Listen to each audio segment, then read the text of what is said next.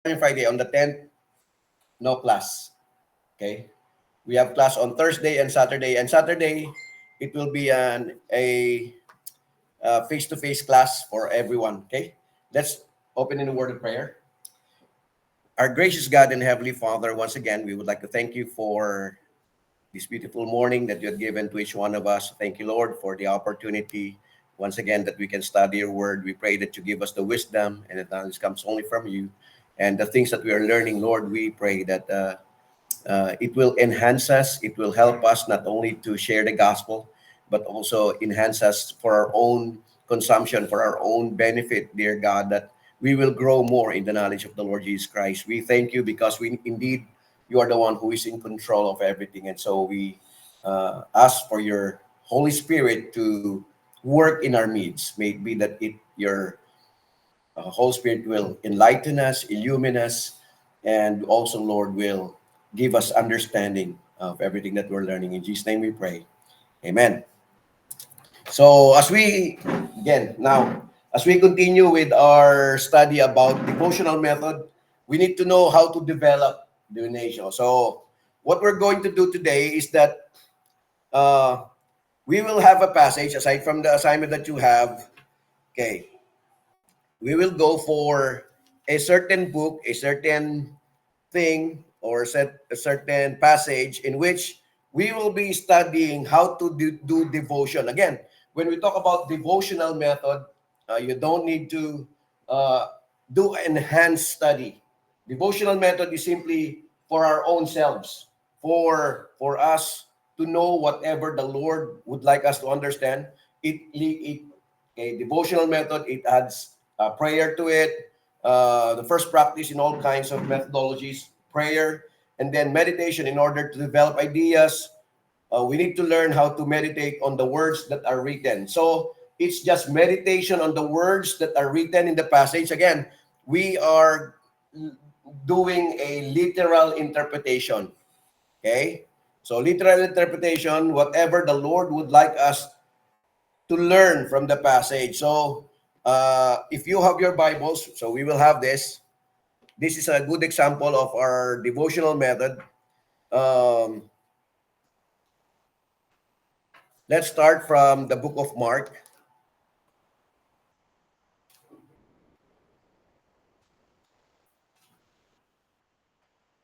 Mark chapter 1, starting from verse 1 until verse 8.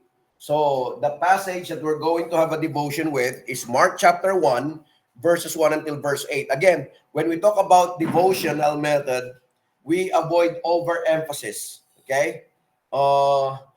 We avoid overemphasis on either extensive or intensive consideration of the scripture text that we choose. Right now, it's Mark. So devotion is more enjoyable simply because uh, it just helps us learn things. So we just read the passage, read, and then understand what God will reveal unto us. So that's what we do.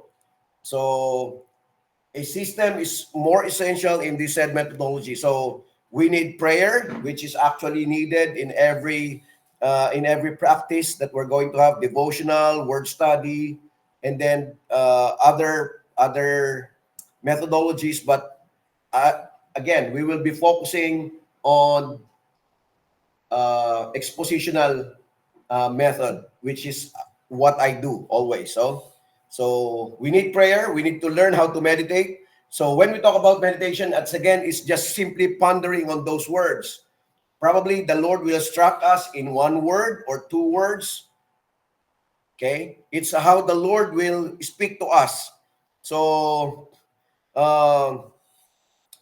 we need to visualize the scenario or event if there's a story on the line, or let's try to visualize if there's a thing that is happening, so the context and the reason why it was mentioned.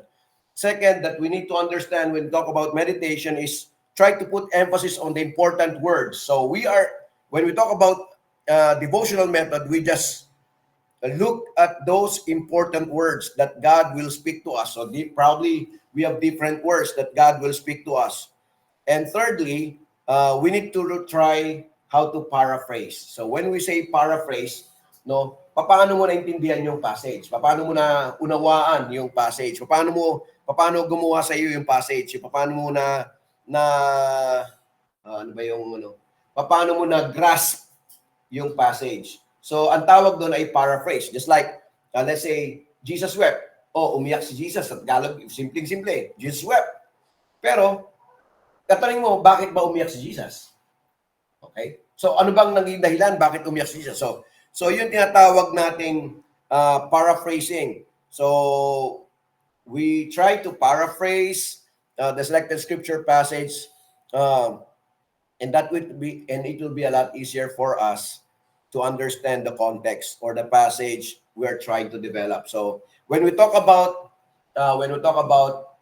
devotional method, very simple siya. Hindi mo kailangang ilagay mo lang yung mga notes kung ano yung mga kuha mo. You don't need to do outlining for devotional method. You can also do outlining. It depends on what you do, but you're not required to do outlining. We are required to do outline when we go to word study and what we call as the expositional. Okay? But for devotional, it's not a requirement. So it's up to us, whatever we would like to put in there. Kung maglagay ka na maglagay, kahit anong nabasa natin, kung ano yung tutunan natin, that's it. And thirdly, yung application. So ito yung nabasa mo, ito yung naintindihan mo, paano mo ngayon ito isa sa buhay. The application, again, it speaks to us. It's always us first. So when we talk about devotional method and other methodologies, or whatever word study you're going to do, or topical, may mga ganun, topical method, whatever we study, we need to realize that it always affects us. So yung unang-unang application yan, it always affects us. What does it mean to me? Laging ganun tanong. Ito yung sinabi, ito yung nabasa ko, ano bang kabuluhan nito sa akin? Ano bang pwedeng itulong nito sa akin? Ano bang magagawa nito sa akin? So ganun ang mga tanong natin, no? We need to understand that when we talk about studying the Word of God, first and foremost, we study the Word of God because we would like to grow. So yun yung ating goal lagi. No? We study the Word of God for our own selves, for us to understand what we should not do and what we should do. 'Di ba? Pagdating nagbabasa ka, ito yung dapat mong gawin, ito yung hindi mo dapat gawin. So laging ganoon, laging sa ating sarili yung ating naintindihan kung ano ba yung maitutulong noon sa ating buhay. So laging sarili muna, no? Kasi yung application na yan, pag nag-apply sa'yo, saka mo na i-release, i-disseminate sa ibang tao. But whenever we study the Word of God, we see to it that we are the ones who are being affected. We are the ones who are being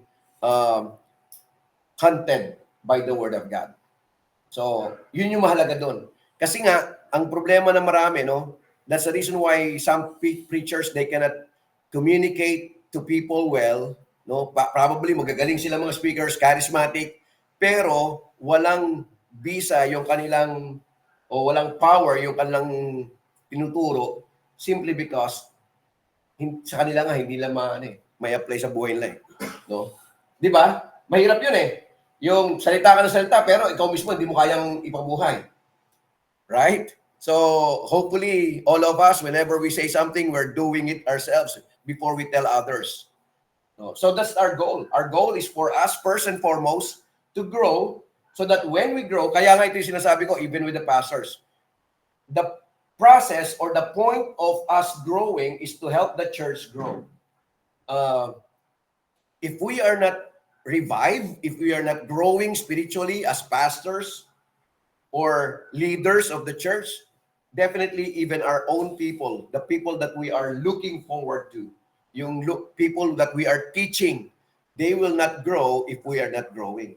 So the point of growth is it comes first to us. No, we're just disseminating what we are learning, and that's the reason why, di ba? Kung ano tutunan mo, pag nagagawa mo sa buhay mo, pag tinuro mo sa iba, it is more effective. Kasi you yourselves have seen how the Lord has worked. So, yun yung tinatawag nating application. So when we talk about even demotion, simple lang siya, devotional method, but it applies to our lives. Okay? And because it applies to our lives, we can easily disseminate it to others. We can easily transmit it to other people. Kasi nga, nakikita sa buhay natin. O sabihin mo, parang ganito yun eh. No? Sabihin mo, huwag kang mangangalo niya. Ang tawag, di ba? Tayo na Tagalog ng adultery. Huwag kang mangangalo niya. Pero ikaw. Huwag kang magsisinungaling, pero ikaw nagsisinungaling.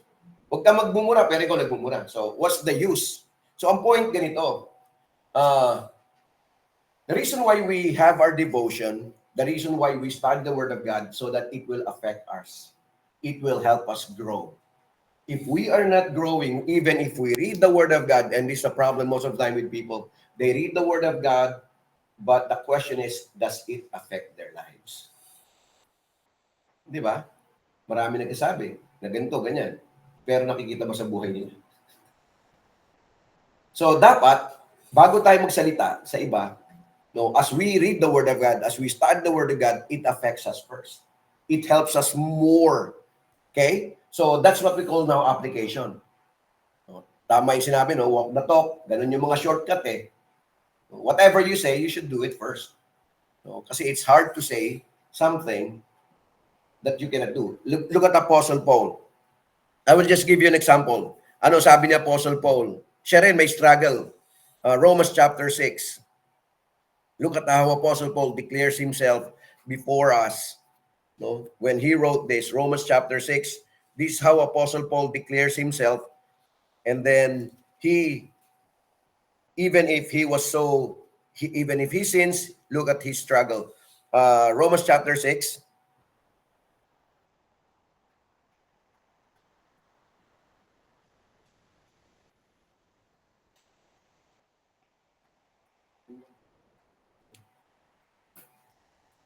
Okay, I will start from saan ba maganda magsimula? Teka, kasi it's all about sin.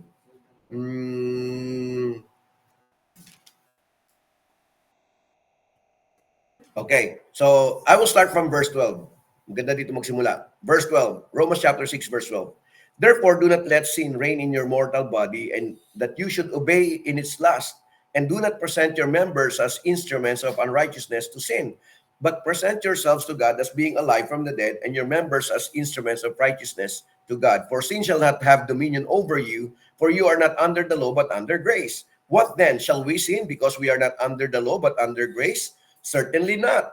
Do you not know that to whom you present yourselves slaves to obey, you are the one slaves whom you obey, whether sin leading to death or to obedience leading to righteousness? But God be thanked that though you were slaves of sin, yet you obeyed from the heart that from that form of doctrine to which you were delivered. And having been set free from sin, you became slaves of righteousness. So I speak in human terms because of the weakness of your flesh. For just as you presented members as slaves of uncleanness and of lawlessness, leading to more lawlessness, so now present your members as slaves of righteousness for holiness. So this is what Apostle Paul was now trying to tell. Look at chapter 7 now. Chapter 7. Verse 13, has then what is good become death to me? Certainly not, but sin, that it might appear sin was producing death in me through what is good, so that sin through the commandment might become exceedingly sinful. For we know that the law is spiritual, and but I am carnal, sold under sin. For what I am doing, I do not understand.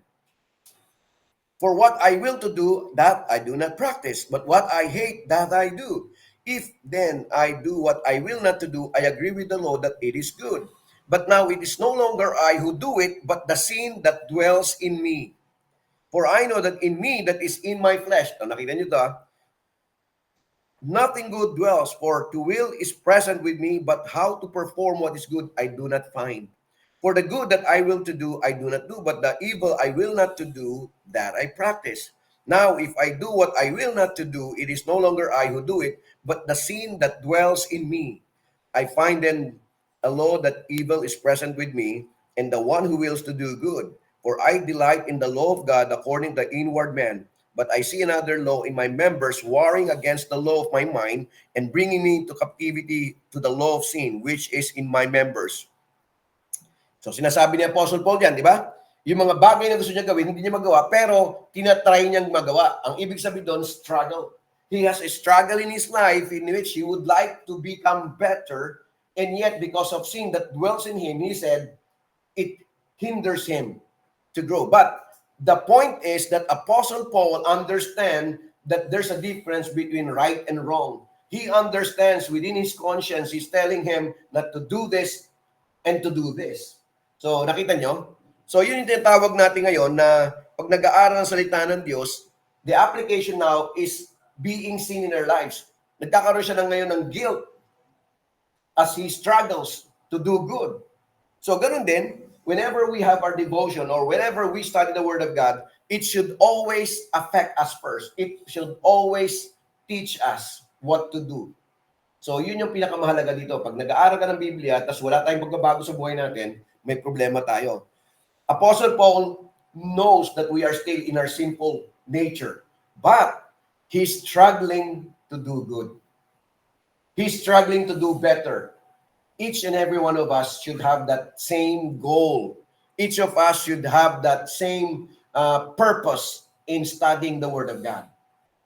For us to become a better servant of God, for us to become a better man and women of God. Okay? So, the application is the last part. So, as we study the Word of God, it's always at the end part, how does it affect us? How does it translates us? No. Kasi nga, knowing lots of things, even doctrines, if probably we are the best person in knowing doctrine, if it is not seen in our lives, it's nothing. Pinakamatalino ka mang mag-aral sa salita ng Diyos pero hindi nakikita sa buhay natin, may problema tayo doon. No? It's different when you have the head knowledge and it's not seen in our lives. It doesn't translate in our lives. So, yun. So, when we talk about application, it's the best part of our study. Okay? And there are 4 qualities of application. First would be personal. Unless you learn to apply it to yourself, you cannot apply it to others or share it to others. Second, practical application. There are passages that teach us immediate practical application. So yun, personal, practical, immediate practical application. So right there and then, you can apply it immediately to your lives. So pangatlo, implicit application. So yung implicit, no, hindi mo man narinig yun, pero nakita, hindi mo pa nabasa yung tinatawag natin implicit, naman. Hindi mo man nakita yung right word, pero it is implied. You understood it. And fourthly, probable application, which is to establish a truth by providing evidence or argument. So yun yung tinatawag nating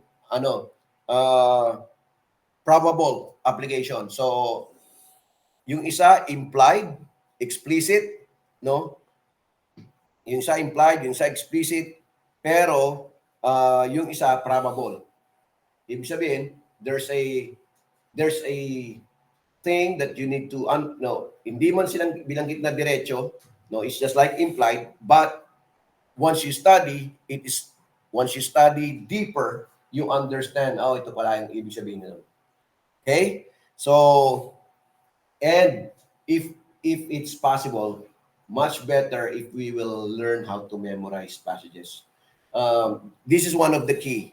When you're teaching, the key is for you to memorize passages that you can see that it will help you a lot. Especially whenever we teach and then somebody asks us questions, if we don't memorize the scripture, no, medyo tulad ng tumatanda, mahina na yung utak, tulad ko, no, hindi na nagiging sharp. Pero kung nakaka-memorize tayo, kahit paano, pag may tinanong, pwede natin sagutin. Kasi alam natin na meron tayong ganun na memorize. So sometimes memorization or most of the time memorization is good simply because when we are being asked, whenever we teach, tanda natin may ito, no, nagtuturo ng mga bata man o matanda, no, pag may nagtanong sa atin, huwag natin sabihin na, ay, pag-aaralan ko muna next week. So that's what I hate. No, pag-aaralan ko muna next week, sasagutin ko yan, hindi ganoon. Kaya nga, sa ating personal devotion, we need to learn how to memorize. Kaya nga sa ating, even sa personal devotion, if we have seen something that can help you a lot, highlight it. Put a note on it if we needed. Yung mga Bible natin. No, yung mga Bible ko, may mga sulat din. No? Kasi if somebody asks us a question at tapos na naalala mo yon, no, if you memorize it, then it's a lot easier for you to quote that verse if needed. So again, as teachers, as much as possible, do not tell people that you will study it and you will return to that person, well, babalikan kita dyan. Sabihin nila, di ba? Babalikan kita, pag-aralan ko muna. Ewan ko kung na-experience nyo yan. Na-experience ba ng mga, may mga tanong kayo, yung hindi sinagot agad. Sabihin, pag-aralan ko muna yan. Na-experience ba yon? Si Joel na-experience. Ha? So, kaya tayo nag-aaral, tandaan natin maigi, kaya tayo nag-aaral kasi para may maisagot tayo. And the problem is that whenever we are asked and we don't know how to answer, we lost the momentum. Kasi yung tao, kaya nagtatanong dahil gusto matuto. Right? Pag sinabi natin na, ito yung natutunan ko sa ministry. Pag sinabi sa atin na, sinabi natin sa tao na, next week, babalikan kita. Wala na yon. You lost the confidence of that person in your life. Okay? Di ba? Kasi, sabi mo, pag-aaralan mo pa dapat, pag tinanong ka, automatic may sagot. Tama ba? Sino ba na-frustrate dito kasi may tinanong hindi nasagot? Ako yata maraming maraming tanong na hindi ko nasasagot kasi kagad dahil hindi ko nakikita 'Di ba? Sino sa inyo rito na-frustrate? Kasi 'di ba pagka tulad ko, may tanong hindi ko nakita kagad yung tanong o kaya mga mails. May mga tanong kayo diyan kasi ang dami-dami kasi nagchat-chat Sa totoo lang yung ngayon mula dumating ako rito, ang dami tuwing umaga, ang dami kong mga messages, iba-iba. So, siyempre, hindi mo makita lahat, hindi mo masagot agad lahat yung kailangan sagutin. Mas maganda yung tanong na personal, di ba? Kasi mas masasagot mo. Pero there are times na talagang hindi mo sagot. Pag hindi mo nasagot, you lost the momentum. Even the question of that person, makakalimutan niya yun No? Pero you were not able to enlighten that person in his or her question. Kaya nga, bilang teacher, ito yung kaya tayo nag-aaral para matuto tayo. Kaya tayo nag-aaral para maituro tayo. Ngayon, kung tayo hindi nag-aaral, ay tuturo natin. Di ba? Very clear yan. Kaya nga, dan lagi lumalabas yung application. And that's the reason why we need to memorize. The application is to, if we have seen something that can be helpful, as much as possible, highlight it or memorize it. So, kasi at least pag may nagtanong na nakita mo, ito yung sagot doon. So, you can easily quote a verse whenever you're being asked. So, may tanong? Di ba na-experience natin mga ewan ko kala Christian. Si Christian, maraming tanong to kung nasasagot ba siya lagi ng mga tinatanong niya. May limang tanong. Sid, ikaw rin. Do you think na-experience mo yan na nagtanong ka na sinabi sa'yo, babalikan ka after a week? Opo, Pastor. But siguro sa akin po, naunawaan ko rin yung kasi kumbaga nagiging honest lang din sila kaysa naman sumagot sila na sablay. So, inuunawa ko na lang din kasi ako ganun din hindi naman ako perfecto, hindi ko naman kabisado lahat. So, I give grace na lang din. So, kung mag-meet na lang ulit kami, yun, tatanungin ko kung talaga bang inaral niya yung tinanong ko. Yun yung masakit siguro pag nag-meet na ulit kami, tapos wala pa rin siyang sagot. Yun ang sigurong parang medyo na po. Pero, po. okay. Okay yan. Pero most of the time, you lose the momentum kasi kung minsan nakakalimutan mo na rin Opo. Oo. Yung talaga doon, nakakalimutan natin na tanungin uli yung bagay na yun. Ako nga, sinabihan nga ako ni Hana na may tinanong siya sa akin. No? Kailan mo yung tinanong yun, Hana? Anong year? 2022. Hindi ko nakita. Hindi ko napansin. Sabi ko, no? May tinanong si Hana, 2022. Hanggang ngayon, hindi ko alam kasi hindi ko rin alam kung ano yung tinanong niya nung time na yun. Pero, nung nag-usap kami kailan ba yun, Hana? I think it was 2 weeks ago, di ba? Nung tinanong mo sa akin, sa akin sa sinagot. Kasi hindi ko nakita yung tanong niya eh. Kung nakita ko yung tanong niya, noong 2022, nasagot ko na sana noon pa. Kaso hindi ko nakita eh.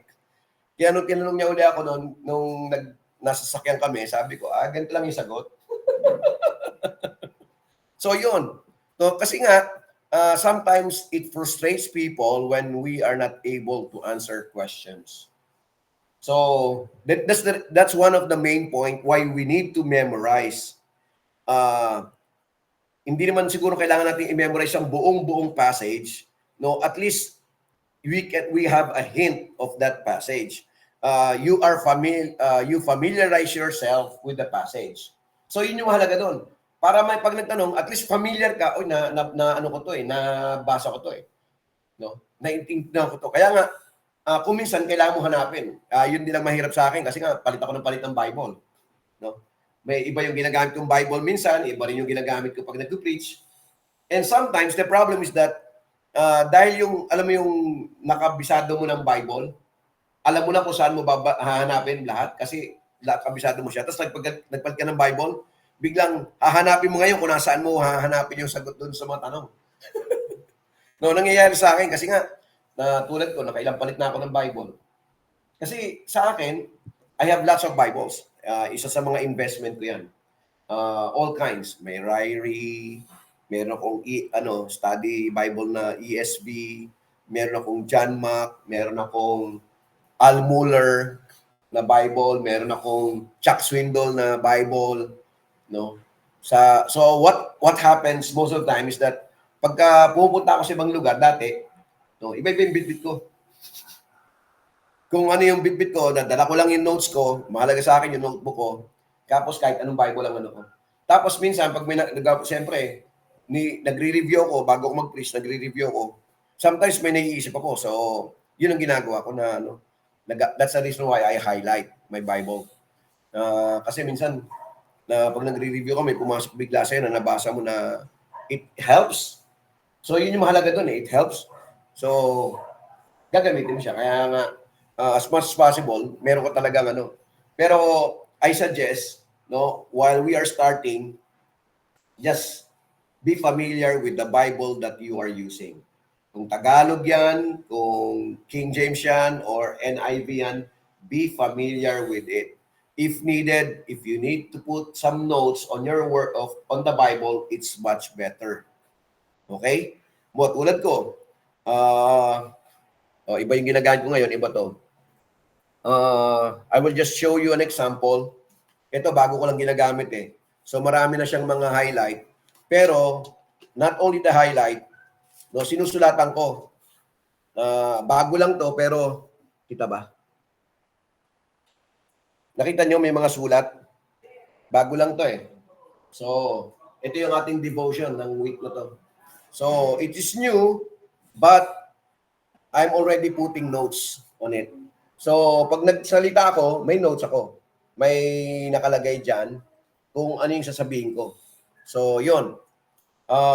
This is just new. Mga ano lang to eh. Ngayon ko lang ginamit to, wala pang isang buwan eh. So, ito yung ginagamit ko pag devotion. So, ang pangalan niya, Systematic Theology Study Bible. So, this is what I'm using now.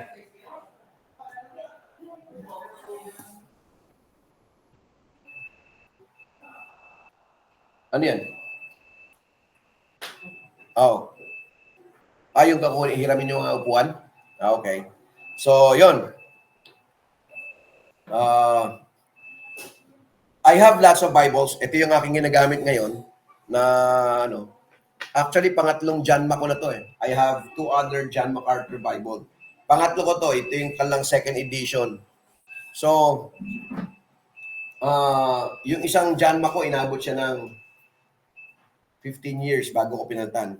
The second one, 5 years, at ito'y bago. Gamit ko lang to, parang lang eh. Wala pang 1 year. Bagong palit lang ako. So, when we talk about studying the Bible, we need to familiarize. Hindi mo naman kailangan, sabi ko, hindi kailangan i-memorize ng buo.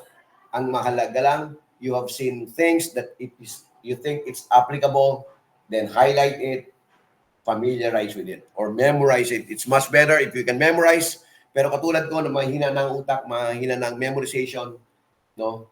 Ang bagal ko na mag-memorize eh. Kaya hindi na ako nag-memorize ngayon. I'm just doing familiarization. Okay? So, various systems or plans to follow for devotional method. Ito yung mga questions, no? 10 questions that will guide you in your devotion. Ang tanong natin una, what is the principal topic of the text? So, yun ang unang tanong. What is the principal topic of the text? Tapos, ito yung mga questions lang, no? What is the leading question of the passage? What is the central verse of the passage that we're studying? Who is or who are the principal characters in the text? So, very simple yung mga tanong, di ba? What, who, what does the passage teach about God? So, tingnan yung mga question ha. So, yung mga unang question, what is the principal topic or what is the principal topic of the text? Pangalawa, ano ba yung leading question ng passage? Pangatlo, what is the central verse? Pang-apat, who is or who are the principal characters? Who is or who are the principal characters in the text? What does the passage teach about God? Yun yung mga tanong. Is there any examples to follow? Or duty to perform? Promise to claim? Error to avoid? And prayer to echo? So, nakita nyo? Ano ba yung pwedeng example na sundin? Ano ba yung pwedeng duty na pwedeng i-perform? Ano ba yung kailangan nating merong promise doon na pwede natin i-claim? So, yun ang mga questions. I gave some examples here, shorter form, para pang-outline to. So, principal topic and key verse, person and facts about the person, principles or examples, negative and positive, promise to claim, and then prayer to make. So, ganun lang. Ganun lang ang devotion. So, sin to confess, no? Promise to claim, space to eh. Attitude to change, command to obey, error to avoid. So, ganun ang mga tanong pagka devotional. Ano pa? Prayer to echo, example to follow, the best verse, something from above, application to my life now. So, ngayon, let's have I'll give you 10 minutes or 15 minutes. Mark chapter 1, verses 1 until verse 8. So, very simple yan ha. Ang tanong lang dyan, sino ba yung mga nakalagay dyan? Ano ba yung central verse ng binasa? Okay? Mark chapter 1, verse 1 until verse 8. So if you have write it so that we can have a discussion. So who are the principal characters? Or what are the examples? Or what is the example to follow? Is there any promise for us to claim? Is there any duty to perform? Or meron bang dapat na application, error to avoid, and then prayer to echo or prayer to claim. So yan. So Mark chapter 1, verse 1 until verse 8. So hanapin nyo kung sino yung character, principal characters na nabanggit dyan. Hanapin nyo rin kung ano ba yung mga promise dyan na nilagay na pwede nating masabi na promise to ng Panginoon sa akin. So we have 10 minutes, 9:11, so 9:21.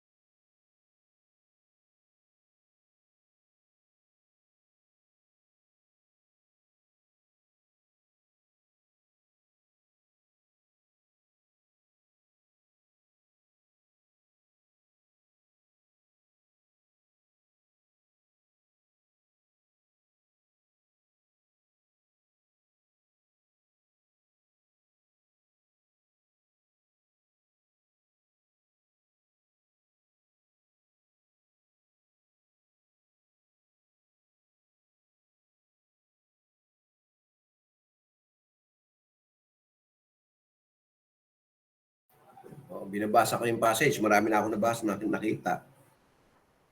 So, hopefully, nakita niyo rin yung ngayon.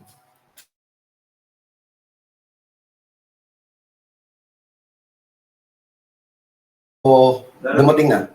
Parating po. Kasi po siya dyan po ang ano eh. Sinugo po siya dyan. Para po ano. Oh. Eh, dumating na po pa na.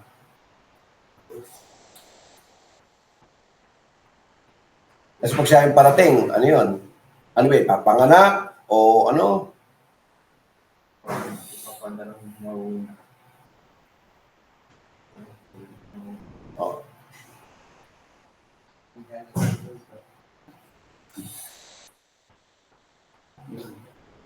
So, si Jesus Christ lang nandun. Parating, yung pagdating ni Jesus Christ.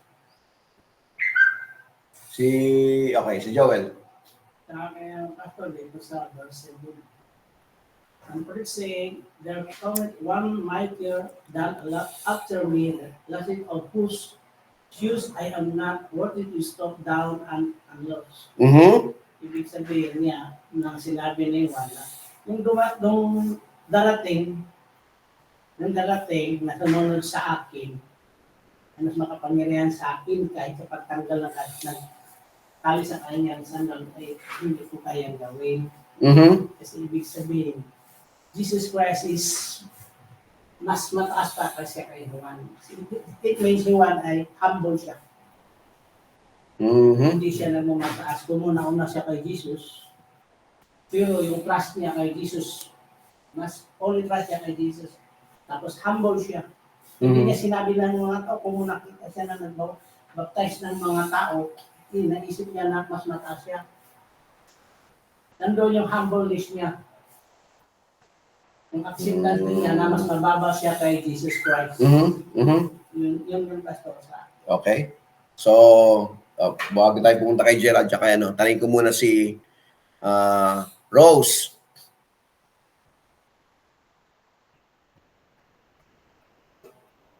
Di ba si Rose? Baka nakatulog na si Rose, ha? Sige, pag wala si Rose, si Daisy muna kaya, Daisy.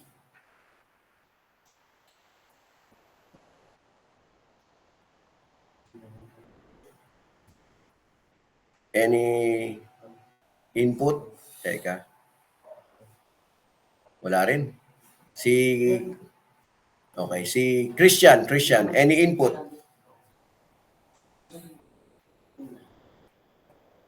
Kailangan. Hello po. Sige. Sa principal topic po nung text na sabi po dun sa Mark chapter 1 verse 3. Ano po, NIV po gamit ko. Sabi nila, a voice of one calling in the wilderness, prepare the way for the Lord. Make straight paths for him. So yun po yung pinaka-principal topic nung text. Dahil in-explain po dun yung paghahanda ni John the Baptist ng daraanan ng Panginoon. And yung leading question po, are we willing to confess everything and repent in our sins? Since yun po kasi yung sinisigaw niya sa wilderness that time na for repentance of our sins. Yung baptism of repentance po yung sinisigaw niya. And then yung central verse po, sa verse 7 po, and this was his message, after me comes the one more powerful than I, the straps of whose sandals I am not worthy to stoop down and untie. So si Jesus Christ po yung tinutukoy doon na mas ahead sa kanya and talagang nagbabago ng buhay. And yung principal character po dito, siyempre po si Jesus Christ as the Messiah, John the Baptist, and yung countryside people po na nabaptize. And also na-mention din si Prophet Isaiah kasi yung si Prophet Isaiah po yung nag-prophesy na kung may darating na maghahanda ng daraanan ng Panginoon. Ayun po. Thank you po. Okay. So, meron ba dyan? Meron bang promise na claim? Ay, hinahanap ko pa po, Pastor. Kararating ko lang. Hanapin ko pala. Okay. So, alam natin si Hana naman, si Hana.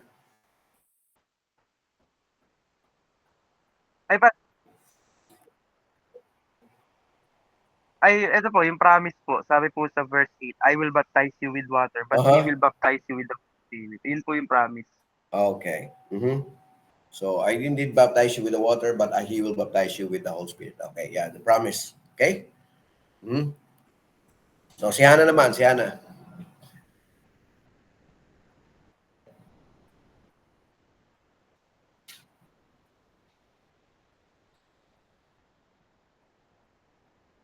Mhm.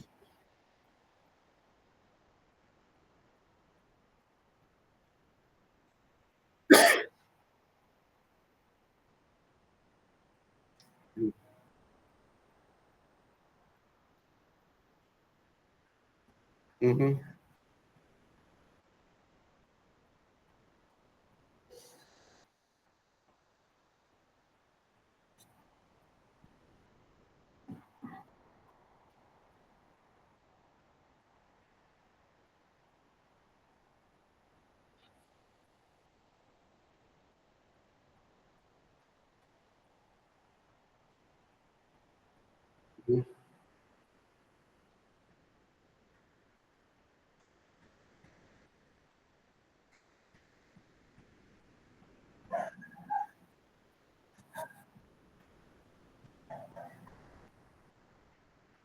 Mhm.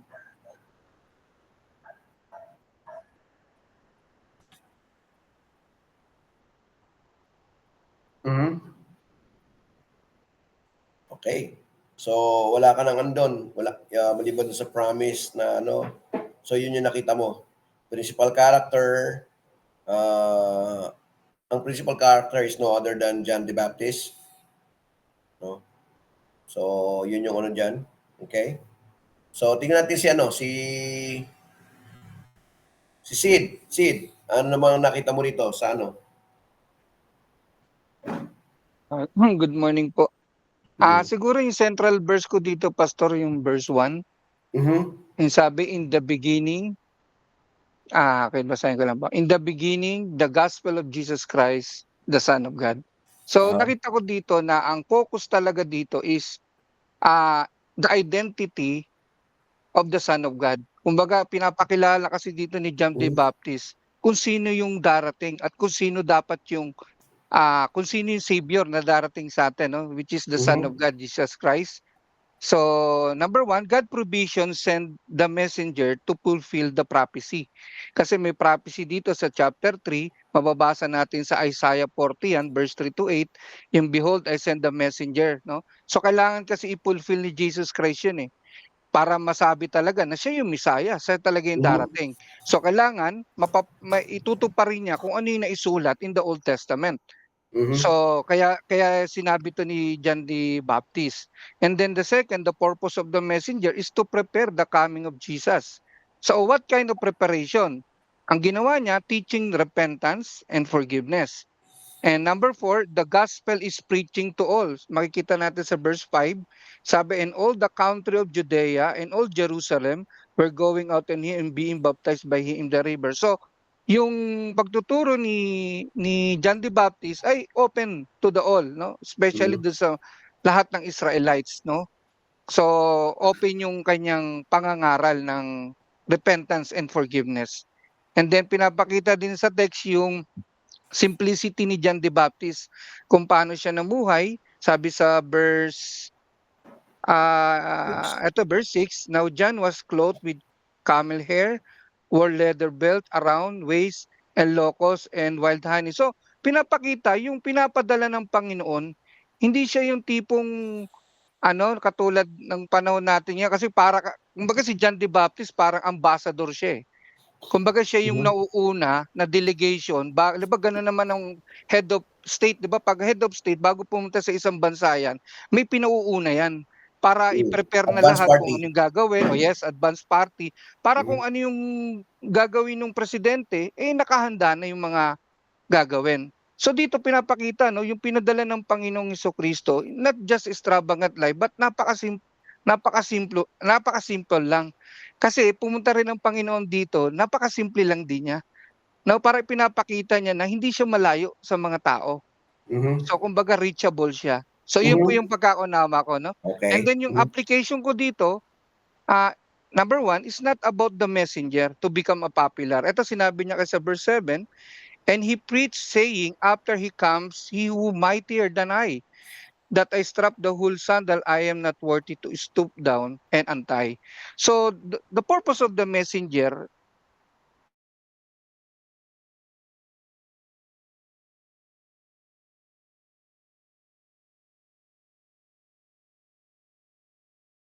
kasi yun yung purpose ng messenger to Mhm. glorify God, itaas ang Panginoon. Dapat kaya nga nasabi rin ni John the Baptist, di ba? He must increase and I must decrease. Sinabi niya rin kasi yun nung dumating na yung sa verse 11 ata po yun, Matthew 11. So, in verse 2, ang number 2 ko naman yung daily repentance. Now, siguro yun yung example to follow ko na dapat araw-araw talaga yung paghingi ng tawad natin ay ginagawa natin para makakuha rin tayo ng forgiveness sa ating Panginoon. Mhm. And number 3 na isang example ko rin yung be baptized. If you are the follower of Christ, dapat sumunod po tayo, magpabautismo tayo. Dahil yan ay ginawa ni Jesus Christ at itinuro din ni John the Baptist. Now siguro is a good follower ka kung susundin mo yung inuutos ng Panginoon at yung ginawa ng Panginoon. No? Be baptized. And yung promise to claim ko dito, siguro po yung the Savior has come. Mhm. So yun lang po, Pastor. So, sa application sa tingin mo, para sa mga preachers ngayong panahon na to, tama kaya yon na yung mga preachers ngayon dapat maging humble? Yes po, Pastor. For me Paano po, yung mga nagpe-preach na pinagyayabang yung kanilang yung mga accomplishments? Ambog yun, Pastor. ayun, for me sa akin, sir, Pastor, red flag. Ha? Kasi si Jesus Christ nga Si Jesus Christ nga namuhay ng tapos sila very extravagant. So, Oh, di ba? kaya nga sabi ng Panginoon po, iko-quote ko lang, 'di ba sabi ng Panginoon, bumaba ako dito hindi para paglingkuran, kundi Aha. para maglingkod. Yep. So, malinaw po 'yun sa akin Yun yung verse na isang tumatatak sa akin na pumunta ang Panginoon siya, hindi siya para paglingkuran, kundi para maglingkod. So ngayon, kung tayo ay mangangaral na mas mataas pa tayo sa Panginoon, baka hindi ang Panginoon ang pinagsisilbihan natin, kundi ang sarili lang natin. So yun lang Paano po, kung Pastor. paano ko ang dahilan binless ako ng Panginoon Ito yung blessing ng Panginoon sa akin. O, di ba? Narinig mo ba yan, Sid? Opo, opo. Isa sagot ko sa kanila, wow. Ha? Sana all. Sana all. Kasi ganito yan and this is a problem with the pastors most of the time. Maganda yung application. Kaya tinatanong kita sa application kasi you have seen how John the Baptist had humbled himself, understanding na sabi niya, I am not even worthy to lose the sandals of the one who's coming, who's greater than I am. So he understood that he's just there to prepare the way for the Messiah. The central theme of the Bible is no other than the Lord Jesus Christ. And he was speaking about the Lord Jesus Christ. So sabi niya nga, I'm not even worthy. Tapos makikita natin na he is living a humble life, a life that is really serving. So paano natin ba ngayon sa application? So we're doing our application of what we have mentioned. So what can we say now to those pastors or leaders of our churches that brag about their accomplishments, brags about their position, brags about the blessing that they have? No. So do you think that they are really serving God or they're serving their own bellies?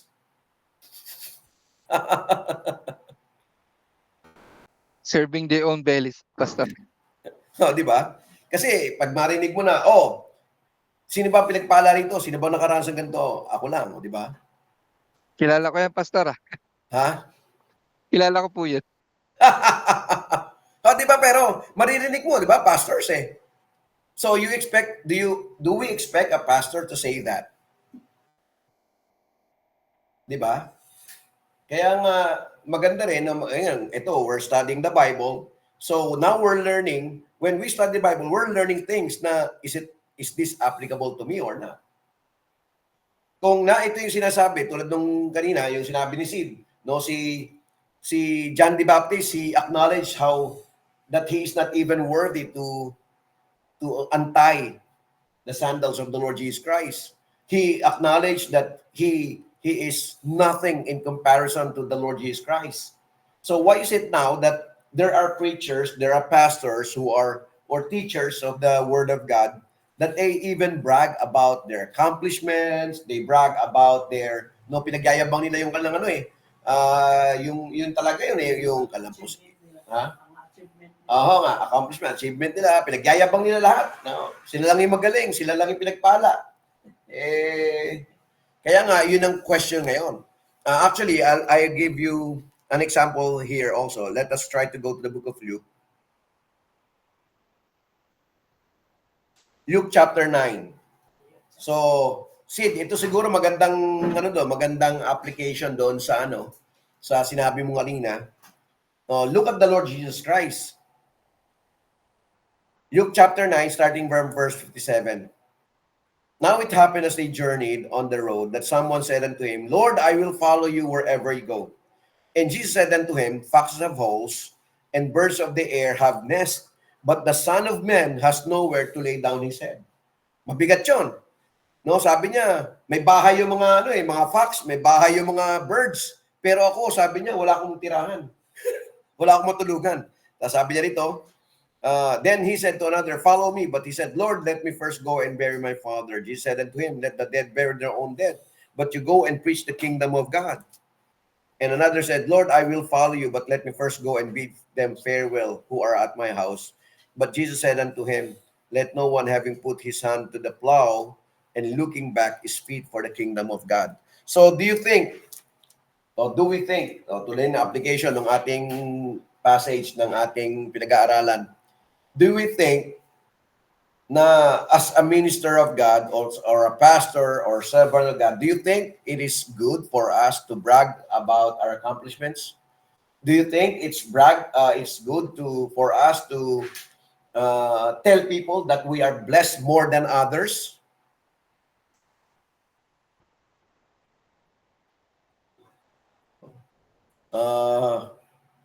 Sa tingin nyo, tama ba?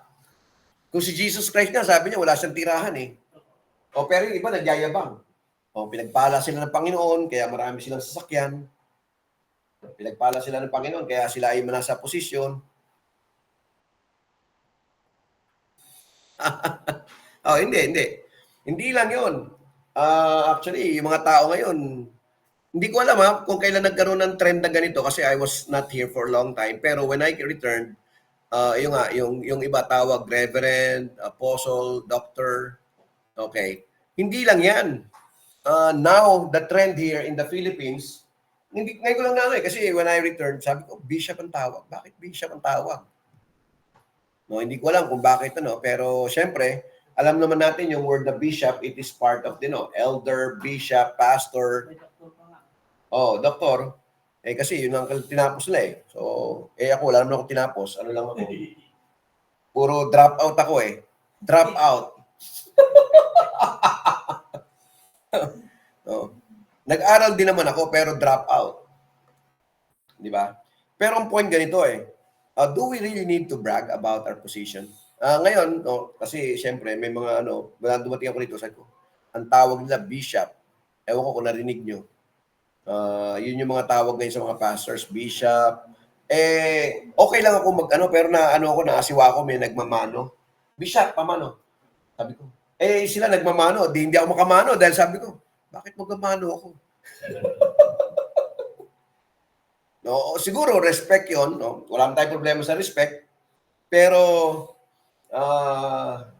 we never practiced that before. Hindi ko alam kung bakit naging practice to ngayon. Sa inyo ba may nagmamano na bishop sa bishop? Sa amin po wala.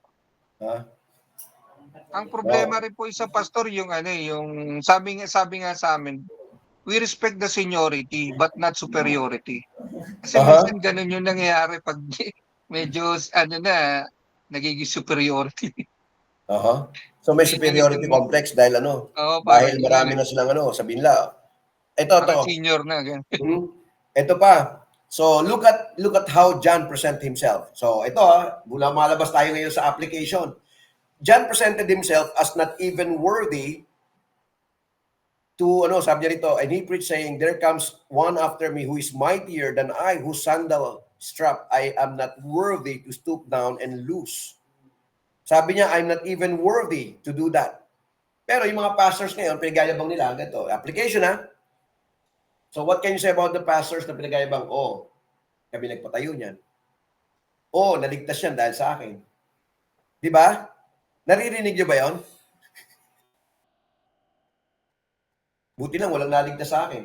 Kasi baka pagyabang ko rin No, di ba? Kasi naririnig natin, naligtas yan dahil sa akin. Natayo yung building dahil sa akin. Yan church na lumaki dahil sa akin. Tandaan natin maigi, we are not the ones, remember this, we are not the ones bringing people to church. Yes. It is the Holy Spirit. We are not the ones who are changing people's lives. We are not the ones who are converting people. So we don't get the glory. Sino ba nagko-convert? Sino bang kumakausap sa tao na yun para makakilala sa Panginoon? It is the Holy Spirit.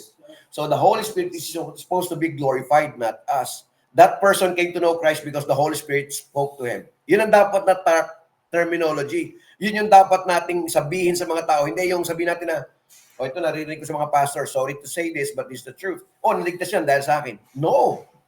You were just used by God as a mouthpiece.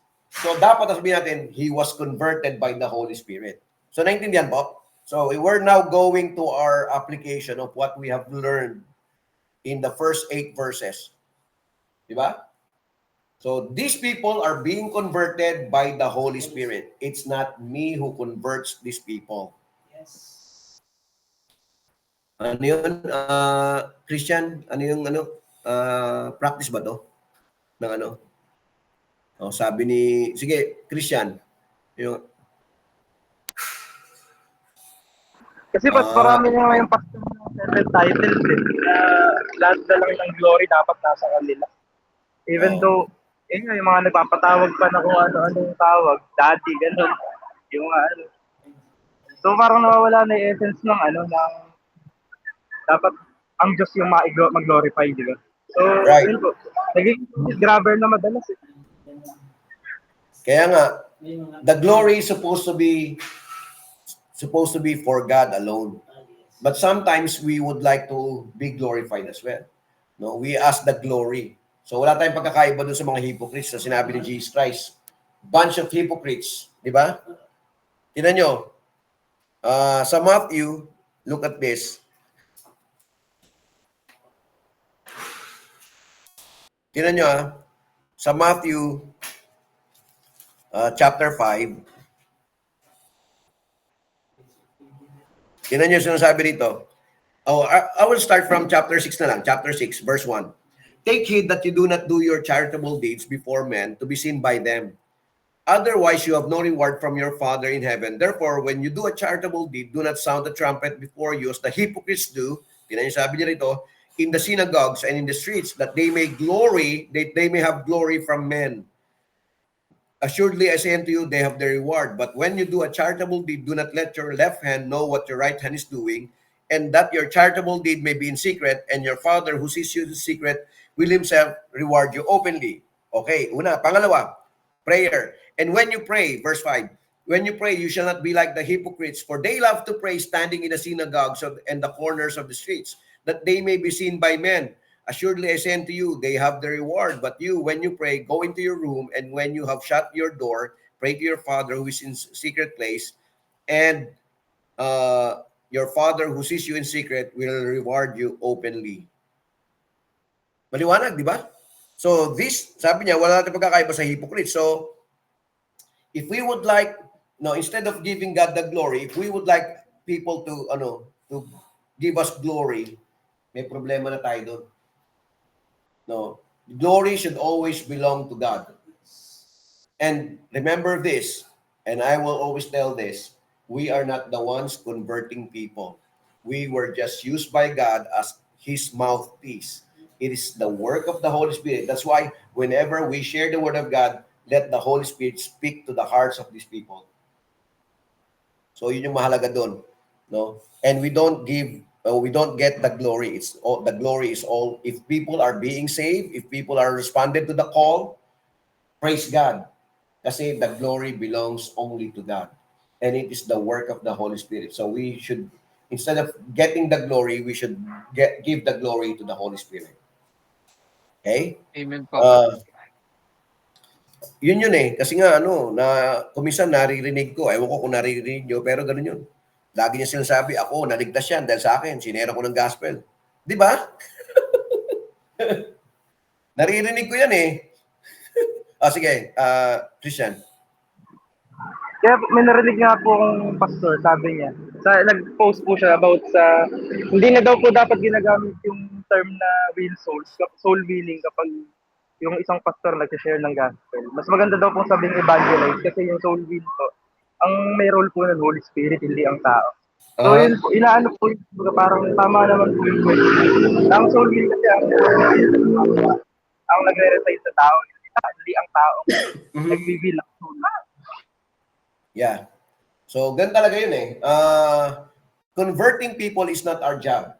It is the job of the Holy Spirit. It is the Holy Spirit who helps us, who enlightens us, who gives us wisdom so that we will be able to share the gospel.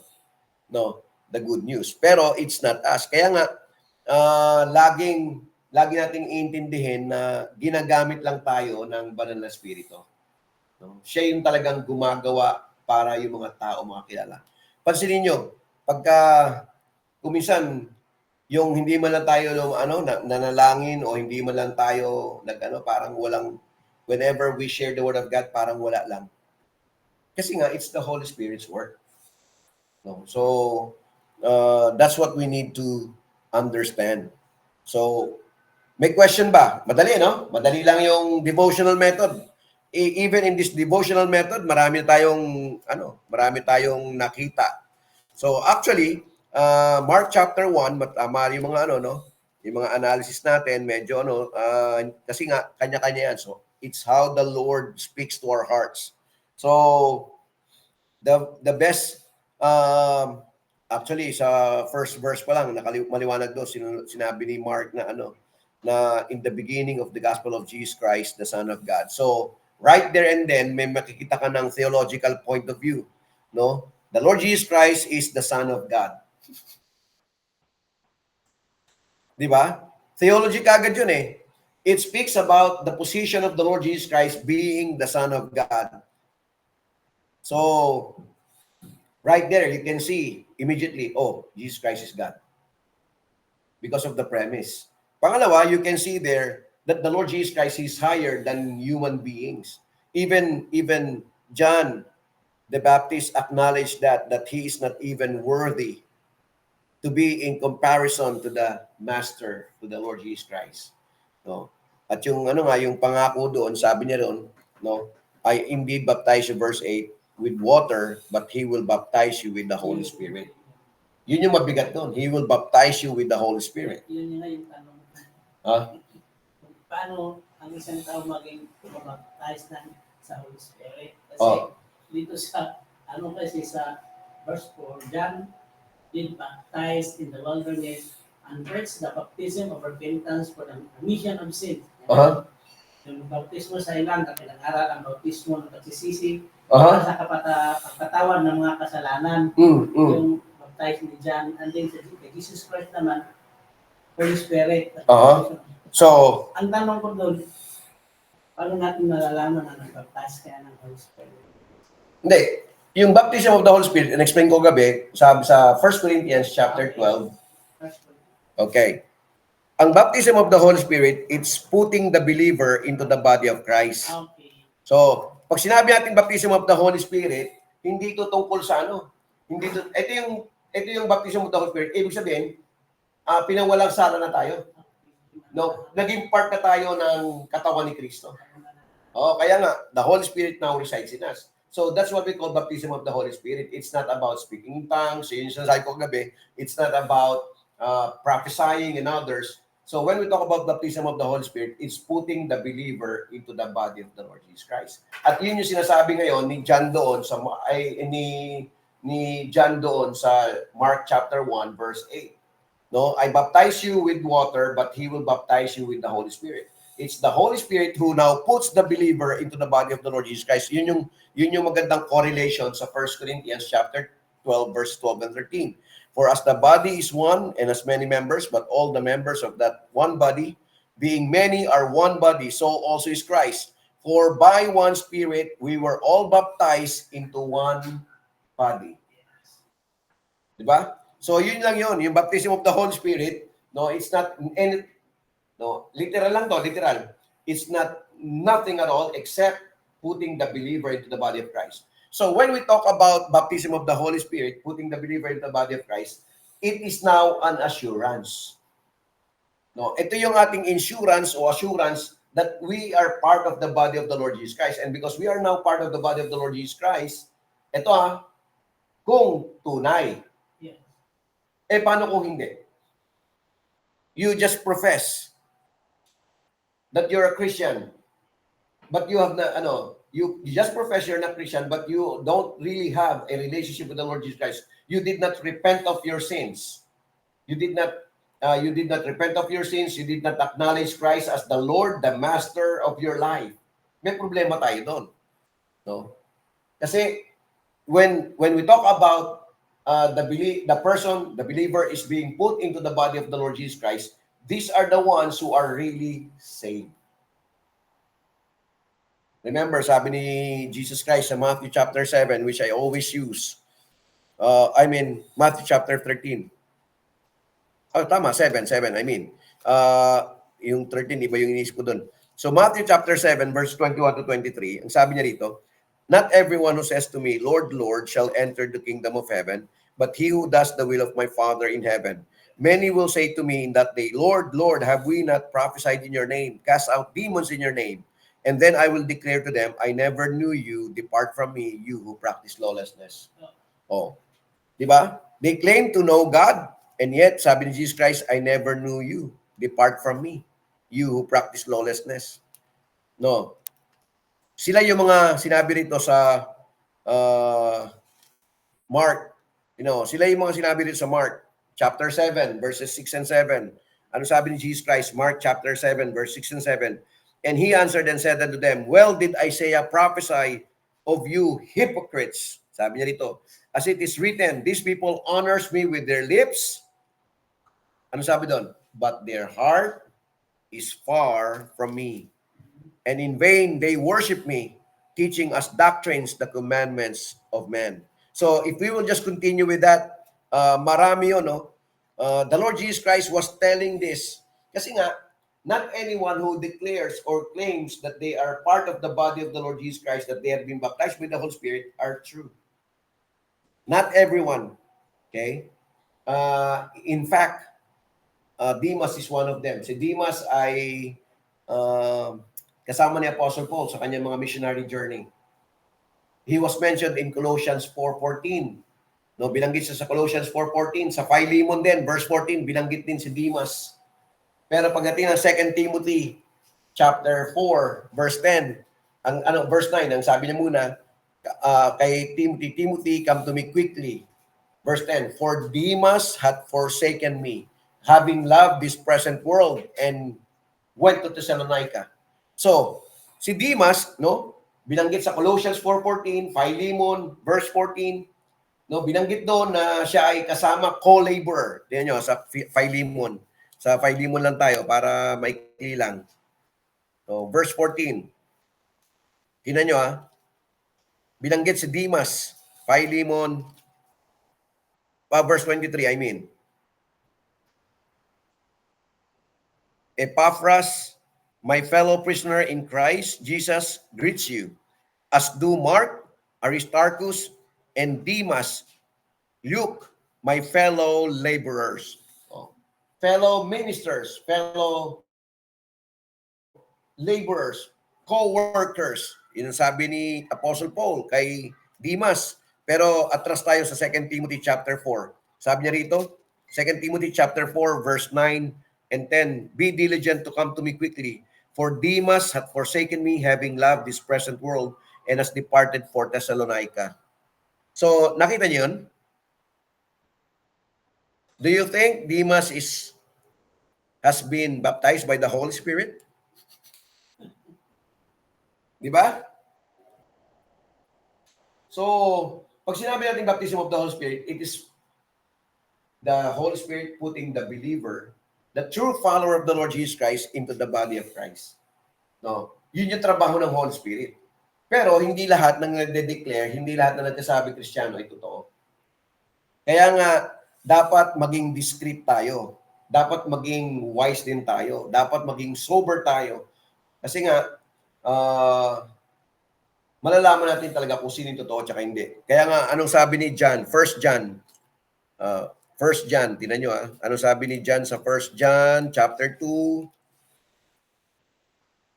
Para hindi tayo na sasamaan ng loob pag umalis yung mga tao. So, verse 18, 1 John chapter 2, starting from verse 18, tinasabi niya rito. Verse 18 to 19. Little children, it is the last hour, and as you have heard that the Antichrist is coming, even now many Antichrists have come, by which we know that it is the last hour. Verse 19. They went out from us, but they were not of us. For if they had been of us, they would have continued with us, but they went out that they might be made manifest that none of them were of us. No? Maliwanag? No. Sabi doon, lalabas sila kasi hindi talaga sila tunay ng mga mananampalataya. Yan yung explanation sa Matthew chapter 13, which I am thinking of a while ago. Matthew chapter 13. No. Look at Matthew chapter 13. This is about the parable of the sower. Matthew chapter 13. Okay. Sabi dito, I will start from verses 1 to 9. On that same day, Jesus went out of the house and sat by the sea. And great multitudes were gathered together to him, so that he got into a boat and sat. And the whole multitude stood on the shore. Then he spoke many things to them in parables, saying, Behold, a sower went out to sow, and as he sowed, some seed fell by the wayside, and the birds came and devoured them. Some fell on stony places where they did not have much earth, and they immediately sprang up because they had no depth of earth. But when the sun was up, they were scorched, and because they had no root, they withered away. And some fell among thorns, and the thorns sprang up and choked them. But others fell on the good ground and yielded a crop. Some 100-fold, some 60, some 30. He who has ears to hear, let him hear. So, ginamit ni Jesus Christ yung parable of the sower. Explanation, verse 18. 1 to 9 yun Now, the explanation in verse 18. Therefore, hear the parable of the sower. When anyone hears the word of the kingdom and does not understand it, then the wicked one comes and snatches away what was sown in his heart. This is he who received seed by the wayside. Ito talaga, unbeliever. No, they heard the gospel, they heard the good news, but they did not believe. So, yun yung una. Pangalawa, but he who received the seed on stony places, this is he who hears the word and immediately receives it with joy. Okay? Maliwanag Nung marinig niya, sumama kagad siya. Masaya pa. But, sabi niya ron, verse 22, yet he has no root in himself but endures only for a while. For when tribulation or persecution arises because of the word, immediately he stumbles. Okay? Anong ibig sabihin nun? No, ito yung nagpretend na Kristiyano. Pumunta. No? Nag-join. Pero nung marami ng problema, umalis. Nawala. No. Ito yung mga tinatawag nating hypocrites or nagpipretend na sila ito naging Kristiyano. No, pwede nga sa loob ng church, pero when the going gets rough, no, when trials come, they will immediately leave.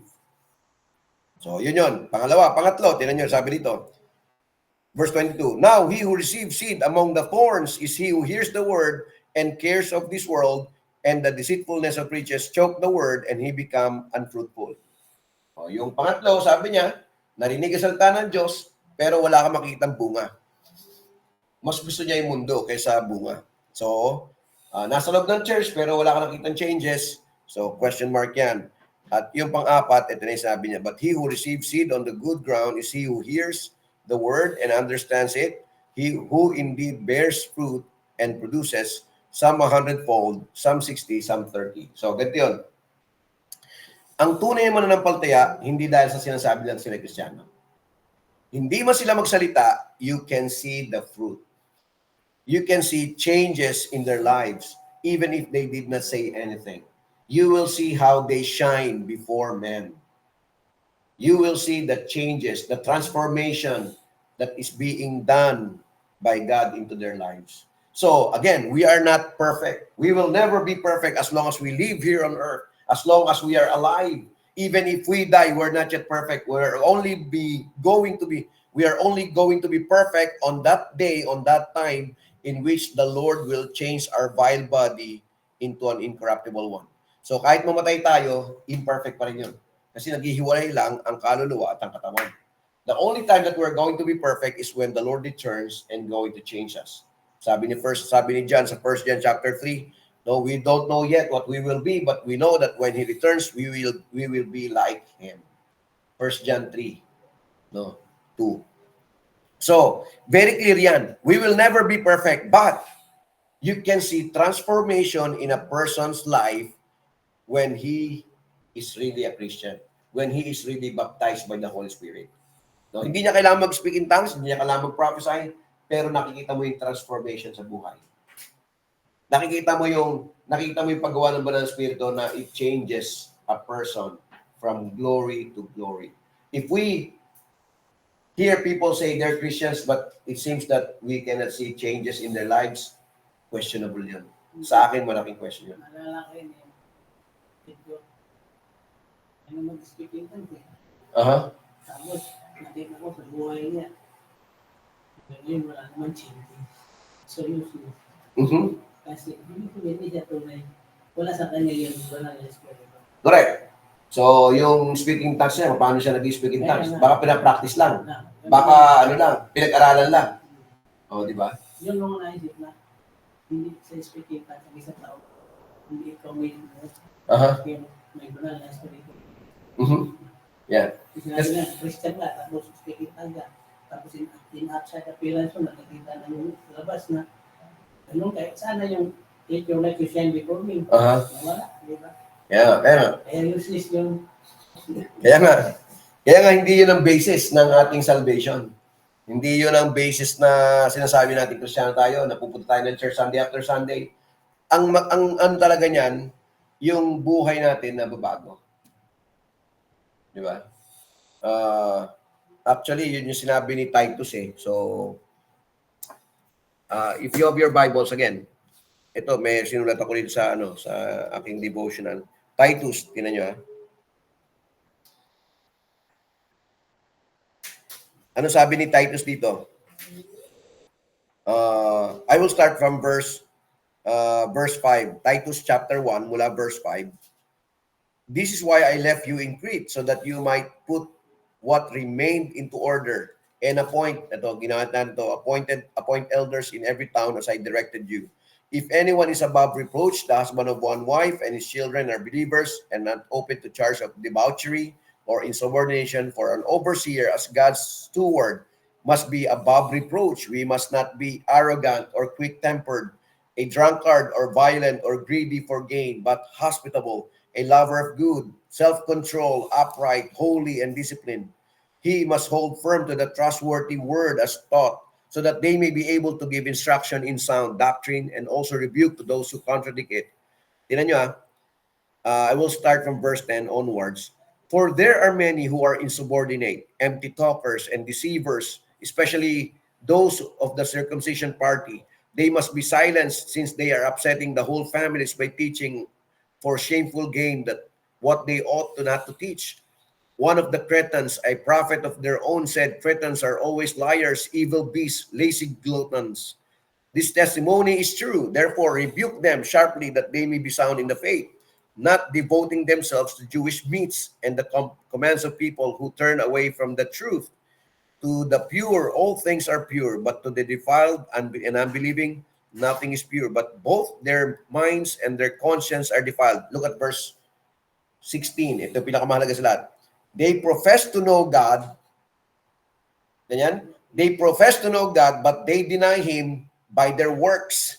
They are detestable, disobedient, unfit for any good work. So, ayun, maliwanag dun, di ba? So, sound doctrine, sound theology produces or results to godly life. Kung talagang may relasyon kay Kristo, it reflects and translates to holy, righteous life. Kung sinasabi ng tao na siya'y Kristiyano pero there's no reflection, there's no translation into a holy life, there's no change, may problema na yun. Kaya nga, yun nga sinasabi ko, no? Maraming tao na they claim to be Christians every Sunday, but the problem is that from Mondays to Saturday, kasi when they are inside the church, they act as if they are holy. Whenever they are inside the church, whenever they talk, it's all about glory to God. But you cannot determine a real Christian during Sundays. You can only know that he's a real Christian from Mondays to Saturdays, how it reflects his life. Diba? How he understood the Word of God and live a life which is pleasing to God. So, yun yung dapat mahalaga. Okay, sige, Christian, tanong.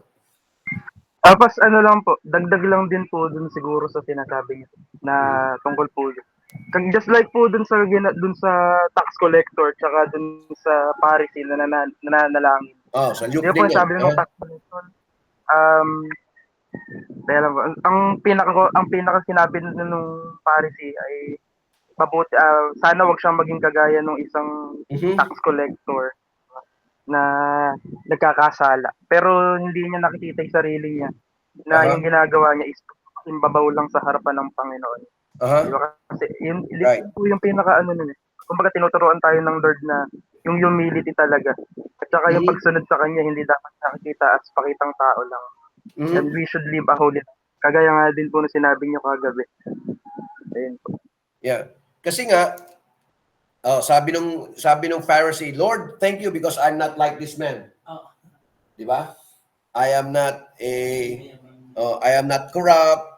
No, sabi niya, ang dami niya sinabi, thank you because I'm not like this man eh. Pero ano sabi ni Jesus Christ? No, better yung better yung tao na yun na sabi niya, Lord, yung hindi makatingin sa niya, that's Luke chapter 18. Tingnan nyo mas maganda kasi hindi ko mabasa na Luke chapter 18 verse 9. Also, he spoke this parable to some who trusted in themselves that they were righteous and despised others. Two men went up to the temple to pray, one a Pharisee and the other a tax collector. The Pharisee stood and prayed thus to himself, God, I thank you that I am not like other men, extortioners, unjust, adulterers, or even this tax collector. I fast twice a week, I give tithes of all that I possess, and the tax collector standing afar off would not even so much raise his eyes to heaven, but beat his breast, saying, God, be merciful to me, a sinner. Maliwanag yun. I tell you, this man went down to his house, justified rather than the other, for everyone who exalts himself will be humbled, and he who humbles himself will be exalted. Kaya ngayon na sinasabi ko kanina, no, tulad nga sinabi ko, sinasabi ko, at yun ang ni Christian, naintindihan na, kasi hindi tayo Kristiyanos pag Sunday lang. No? What must be seen in our lives is that from Mondays to Saturdays, we're applying what we are learning from the Word of God. Especially us, aiming to be teachers of God's Word. Right now, we're teaching other people. No, this is the purpose of this School of Ministry. We're teaching you so that you'll be able to teach others also. So now that we're starting to teach others, whenever we teach, it should be seen in us. Because there's no point of teaching the Word of God if it does not apply to us. Di ba? Walang dahilan eh, walang point eh. Nagtuturo tayo ng salita ng Diyos pero tayo mismo hindi natin kaya pamuhay. Di ba? Tulad ng sinabi mo kanina, yung kapatid mo, no? Sabi ni Joel, ang kapatid niya, no? No, nag-speak in tongues pa. Pero pagdating sa Lunes hanggang pag sa church, ang galing, di ba? Pagdating sa Lunes hanggang Sabado, wala. So walang translation, walang transformation. So, kaya nga, ang transformation, it is the work of the Holy Spirit.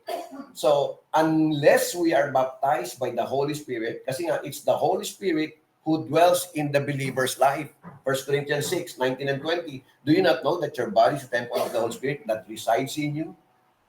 So, whenever we understand that the Holy Spirit now resides in us, it's the time that the Holy Spirit is convicting us. Kaya nga, pag tayo gumagawa ng kasalanan, pero there's no conviction, we better ask ourselves. No, maliwanag din 'yon sa 1 Corinthians chapter 3 verse 16 and 17. O sige, Christian. Pero pas di ba may problem din naman, problematic din naman kapag yung isang tao is talagang sabihin na natin na meron siyang nakikita talaga na ginagawa yung may ginagawa siya talaga or nakikita sa buhay niya. Pero ignorante sa salita ng Diyos, ignorant talaga sa theology, sa doctrine. May problem din doon, di ba pa? Hindi, ganito 'yun eh. Problema talaga 'yon kasi bakit hindi niya alam? Kasi kung tunay kang Kristiyano, you have that desire to read the Word of God. Ang problem kasi sige magiging na po ako. Sa church namin, meron mga ganong ang nakakalungkot mga elder pa madalas. Tagal na sa church pero hindi pa rin naiintindihan yung basic theology or basic doctrine. Basta ang sinasabi lang nila, basta pinamumuhay yung salita ng Diyos. Paano mo ipamumuhay yung salita ng Diyos kung hindi mo alam? Paano mo ipapangangaral yung salita ng Diyos? O sige, nakikita sa buhay mo. Pero di ba po nagre-result yun sa work? Kasi, paano nila malalaman na namumuhay sila ng tama kung hindi sila nagbabasa ng salita ng Diyos? Yun nga po kasi. Problematic. Tapos sasabihin pa, Pastor, wag na natin pag-usapin yung doctrine kasi doctrine divides. Basta dito tayo sa love ni Christ. Hindi, kaya nga ganito eh. Actually, even that love na sinasabi lang is already a doctrine. Pag sinabi natin kasing doctrine, ito, maliwanag lang ha. When we say doctrine, it simply means teaching. Teaching yun eh. No. The other translation is just doctrine, but the word doctrine itself is about teaching. Ngayon, ano ituturo natin kung hindi natin alam?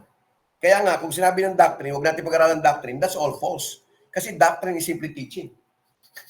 Ano ituturo mo kung hindi mo alam? Di ba? So, may problema tayo kasi hindi tayo nagbabasa siguro ng Bible kaya hindi natin alam kung ano ituturo natin. No? Palagi natin sinasabi, dapat pamuhay lang.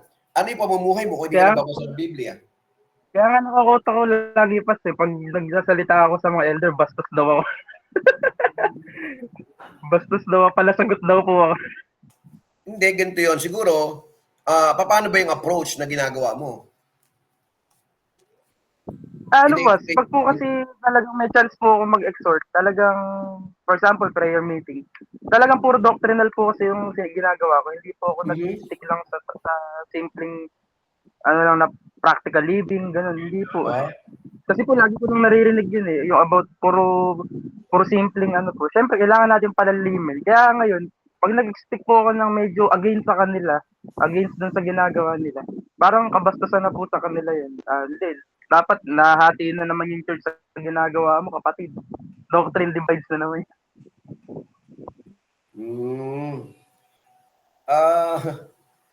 Bakit tinatamaan sila kaya ganon? Hindi ko po alam, Pastor eh. Dapat ang tamang approach ng isang tunay na mananampalataya receptive. So, we are hearing the truth because it helps us grow. If the truth is being preached and we are not growing, we are not changing, may problema tayo. Tsaka di ba pa sabi kasi sa Bible, di ba, yung the word of God is like a two-edged sword. So, and even me naman, kapag nagsasalita ako, talagang convicting talaga ang word of God eh. Talagang offending talaga sa mga taong makasalanan. And even sa ating mga Kristiyano na tinuturuan tayo nitong mamuhay bilang mamuhay sa katwiran ni Kristo. Kaya even tayong nagpe-preside, tinatamaan din talaga tayo. Tayo nga po unang tinatamaan eh. Kaya nga yun yung magandang explanation doon, that this is not personal. This is walang personal, I'm not mentioning names, but this one or this verse affects me, it hits me, so I hope it will hit you as well. So ganun lagi yun. At least aminin natin muna na tinatamaan tayo para hindi lang maisip na walang galang. So yun siguro ang pinakamagandang approach doon, Christian. Kasi nga ang problema ganito, baka they are inside the church because traditionally they have been there for a long time, but in reality they have no relationship with God. Pwedeng mangyari yun eh. Sabi ko nga, marami like ko sinasabi to, the church is composed of unbelieving leaders sometimes. No, the church is composed of both believers and unbelievers. But most of the time, there are leaders also in the church that are unbelievers. Yan ang isa sa mga nangyari sa amin sa Macau. Nung umalis ako, talagang may nakapasok ng mga unbelievers. Kaya yun ang sinasabi ni Jude. No, nakapasok na unbelievers, ang problema, sila pa yung nagli-lead. Problema talaga. Tingnan nyo Tingnan nyo yung sinabi ni Jude. Actually, this will be my preaching tomorrow sa talagang ganun. Every time I preach, I always tell, if you're not yet sure, you need to be sure. Tingnan nyo sabi ni Jude.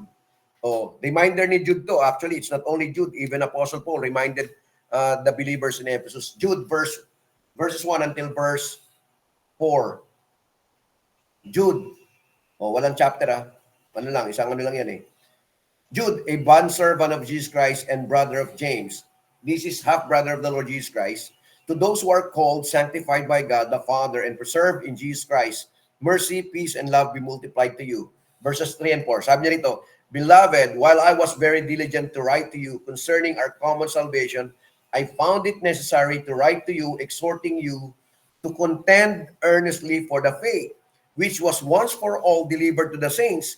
For certain men, ito yung problema, verse 4, for certain men have crept in unnoticed, who long ago were marked out for this condemnation, ungodly men who turned the grace of our God into lewdness and denied the only Lord God and our Lord Jesus Christ. So, Jude, the brother of the Lord Jesus Christ, was simply telling them, contend earnestly for the faith.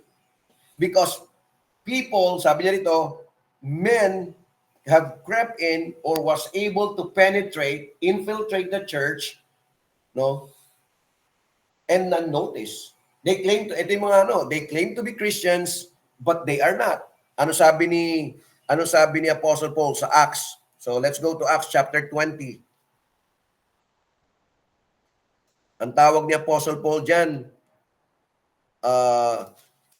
wolves in sheep's clothing. Acts chapter 20. Look at verse 24. Apostle Paul, verses 17 until verse 31. Pero, sinasabi doon ni Apostle Paul, yung mangyayari sa kanya, pero sabi niya doon, after that, verse 24, but none of these things move me, nor do I count my life dear to myself, so that I may finish my race with joy, and the ministry which I received from the Lord Jesus, to testify the gospel of the grace of God. Look at verse 25 until verse 31. And indeed, now I know that you all among whom, kasi alam na ni Apostle Paul mangyari sa kanya, he will be killed soon. He will go to Jerusalem, and he will be jailed there, and then be brought to Rome to die there in Rome. So this is the last part of Apostle Paul's life. Sabi niya rito, therefore I testify to you this day that I am innocent of the blood of all men. For I have not shunned to declare to you the whole counsel of God.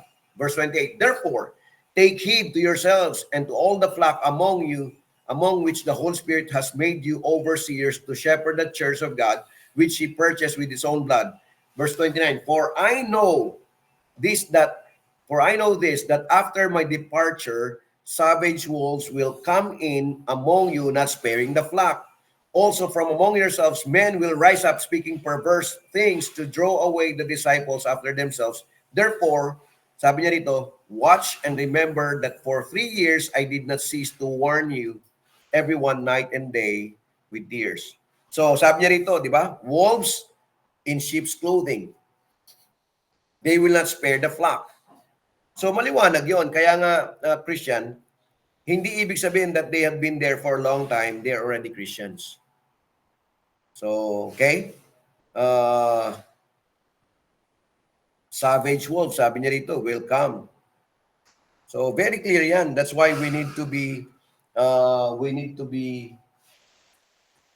wise as well. We need to be discerning as Christians. We need to learn how to discern the true from the false.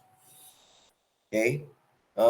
Mahirap yan, lalo kung mas bata tayo, pero if we need to stand for the truth, then we need to stand for the truth.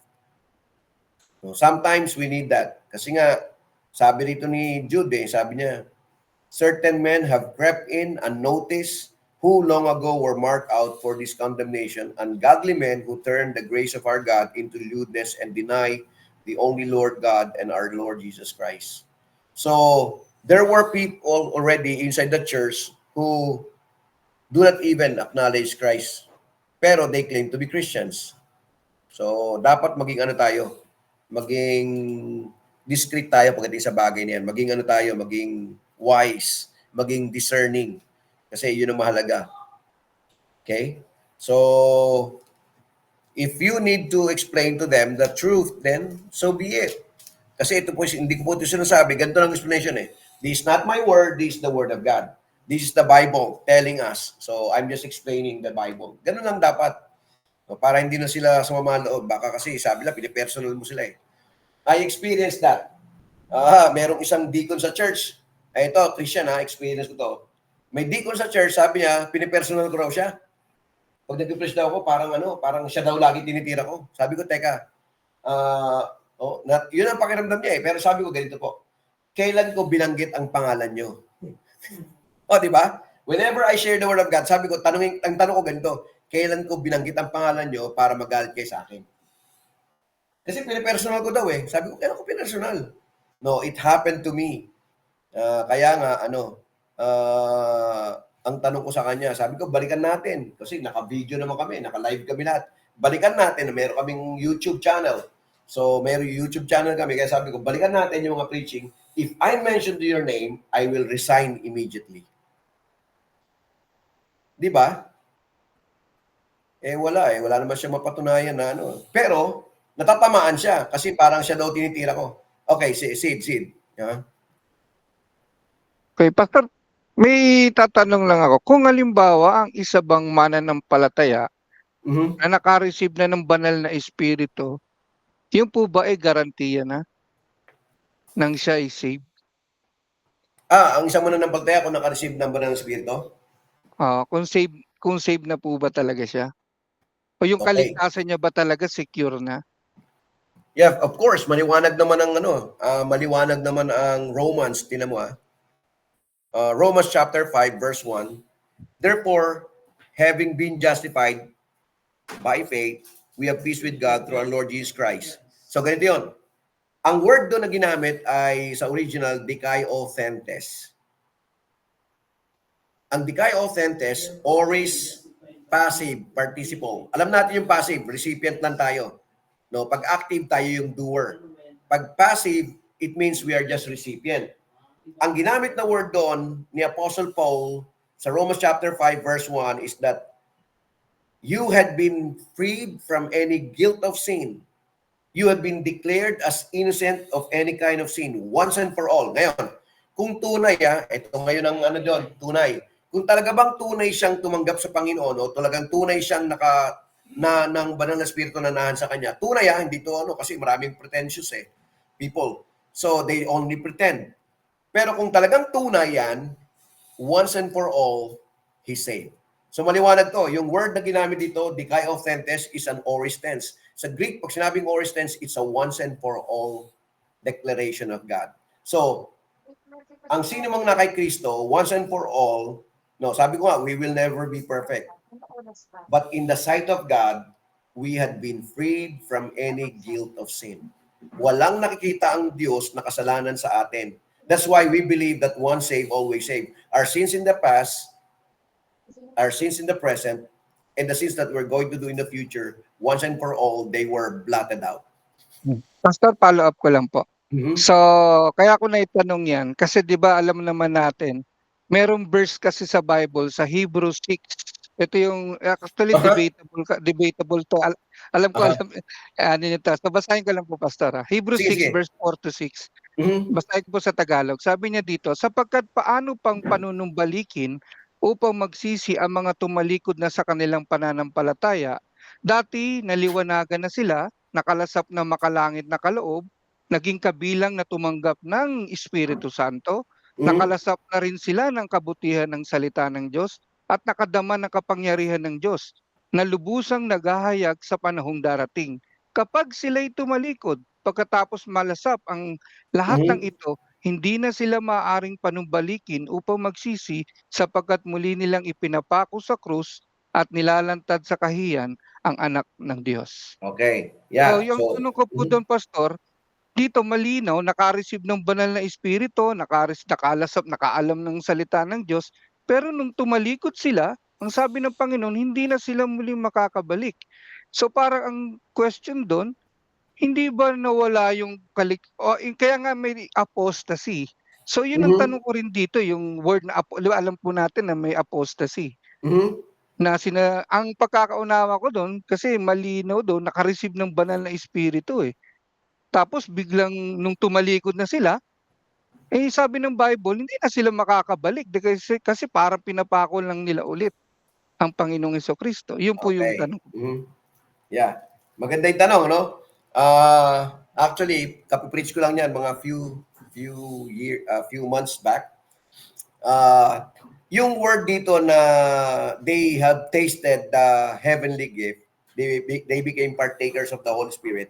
Remember, even during the time of the Lord Jesus Christ, the Lord Jesus Christ was giving them an opportunity to share the gospel, and the Holy Spirit spoke to them. Pero ganito yun, yung word doon that they have experienced, they became, it is an obvious moment lang. Pero hindi talaga sila, no, it's not a continuing or permanent Holy Spirit that resides in them. No. Bakit ko sinabi? Look at Matthew chapter 5. Look at Matthew chapter 5. Just like this, Matthew 5:45.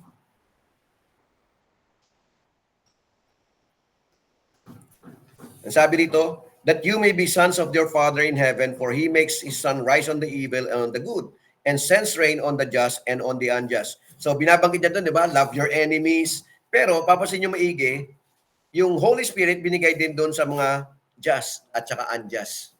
Pantay.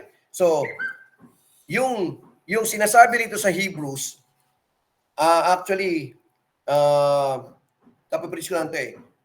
Ang tunay na mananampalataya kasi, they progress. Siguro mga na-preach ko to parang noong June. Bago ako umuwi from the States. So, ang tunay na mananampalataya, sila yung nagbubunga. So, etong mga to, katulad nga nung sa parable of the sower, they came to know, no, di ba? Sa parable of sower, yung sa the stony place, no, when they hear the word of God, they were so glad, they were so joyful, immediately came in. But when trials come, immediately they left. No, they were not able to endure. Kaya nga, ang tunay naman ng mananampalataya, you will see them because they continue. Ngayon, itong mga to na binabanggit sa Hebrews chapter 6, ito yung sinasabi kaya nga pagka balikan natin yung chapter 5 verses 12 onwards. For though by this time, chapter 5 ng Hebrews, this time you ought to be teachers, you need someone to teach you again the first principles of the oracles of God, and you have come to need of milk and not solid food. Pag sinabi natin milk, salvation yun eh. No? Kailangan balikan mo ulit yung salvation. Bakit hindi ka ligtas? For everyone who partakes only milk is unskilled in the word of righteousness, for he is a babe. But solid food belongs to those who are full of age, that is, those who by reason of use have their senses exercised to discern both good and evil. Now, therefore, sabi niya sa chapter 6, verse 1, therefore, leaving the principles Sabi niya rito, discussion of the elementary principles of Christ, which is about salvation. Sabi niya, let us go on to perfection, not laying again the foundation of repentance, nakita to, from dead works and of faith towards God, and of the doctrine of baptisms, of laying on hands, resurrection of dead, and of eternal judgment. And this will we do if God permits. So sabi niya rito, imposible talaga na pag sinabi mong Kristiyano ka, you have tasted the Holy Spirit really resides in you, and you have not changed and you have not grown, may problema. Kaya nga sabi niya ron, no, it is impossible na ikaw ay nakaranas tapos hindi ka nagbabago. It is impossible that you came to know Christ and yet there's no change in your life. Tama yung sinabi na mo. That's the reason why we believe on apostasy. Actually, sa book of Jude, apostate yun eh. No? They were able to come in unnoticed inside the church, and yet you cannot see changes in their lives. Kaya yun din ang sinasabi ni Apostle Paul, no? Sa Galatians, but the fruit of the Spirit is love, joy, peace, long-suffering, kindness, meekness, and so on and so forth. Sa John chapter 15, naalala sa John chapter 15, ano sabi ni Jesus Christ? I am the vine, ye are the branches. No? Hindi lahat ng nasa kanya, di ba? Kaya nga sabi niya, yung mga hindi namumunga, tinatanggal kasi hindi talaga kanya yun. No? But doon mo malalaman na, ang sabi pa ni Jesus Christ sa John chapter 15, he who abides in him is the only one who bears fruit. So John chapter 15, tama ba ako? Na I am the true vine. O sa verse 5, sabi niya rito, verse 4, abide in me and I in you, as the branch cannot bear fruit of itself unless it abides in the vine. Neither can you unless you abide in me. I am the vine, you are the branches. He who abides in me and I in him bears much fruit, and without me you can do nothing. If anyone does not abide in me, he is cast out as a branch and is withered, and they gather them and throw them into the fire, and they are burned. So maliwanag yan. Ang tunay mo na ng palataya, they really stick with God. Kaya nga, ito yung maganda sa Reform. We believe on perseverance of the saints. Ang tunay na mananampalataya, nagpapatuloy, hindi huminto. Ang tunay na mananampalataya, namumuhay, hindi namamatay. O, di ba? Ang tunay na mananampalataya, namumuhay, hindi sa kasalanan, sa kabanalan. No? Namamatay sa kanyang kasalanan. So, Happy Reformation. Oo nga pala, no? 505 years na ngayon. Oh. So, yun yung maganda dun sa sa turo ng Reformation, sa turo ng na we believe on the perseverance of the saints. So, Sid, hindi lahat na nagde-declare na sila ay Christian, totoo. Kaya nga yung Hebrews chapter 6 na yan yung explanation diyan. No? Kasi ang problema, remember, sinulatan to ng writer, hindi natin alam kung sino writer, whether it's Apollos or Paul. He was simply telling them, kasi nga, yung mga Jews, 508 na ba? Akala ko 505 eh. Okay. So yung mga Jews kasi, they still believe na, na kailangan gawin nila yung mga law kasi yun yung way ng salvation. So in-explain ngayon ng writer ng Hebrews, na sabi niya, no, the Lord Jesus Christ is above all. Kaya nga ang tawag doon, ang pinaka-central theme ng Hebrews is the supremacy of the Lord Jesus Christ. He is preeminent in everything.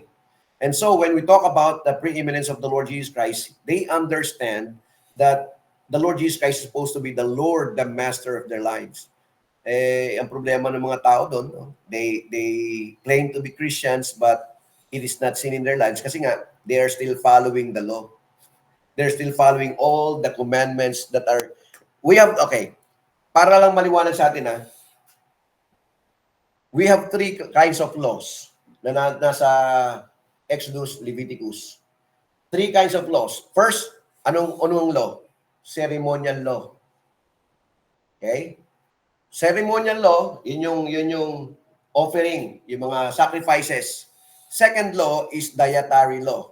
Yung dietary law, yun yung kakainin lang. So, bawal yung walang kaliskis, bawal yung mga crabs, mga hipon, kasi walang yun. Walang mga yun. So, yun yung kailangan lang kainin. So, yun yung tinatawag na dietary law. The third law is the moral law. Yung moral law, yun yung ating ipinamumuhay. Kasi it did not change. what only God removes for us right now when we believe on by grace is the ceremonial law and the dietary law. It is no longer much okay. Kasi kung gagawin na, sabi ni Paul sa Galatians chapter 3, if you are going to continue with all those law, dapat wala kang i-break na isang law. Di ba? Oh, hindi lang 10, marami 'yun.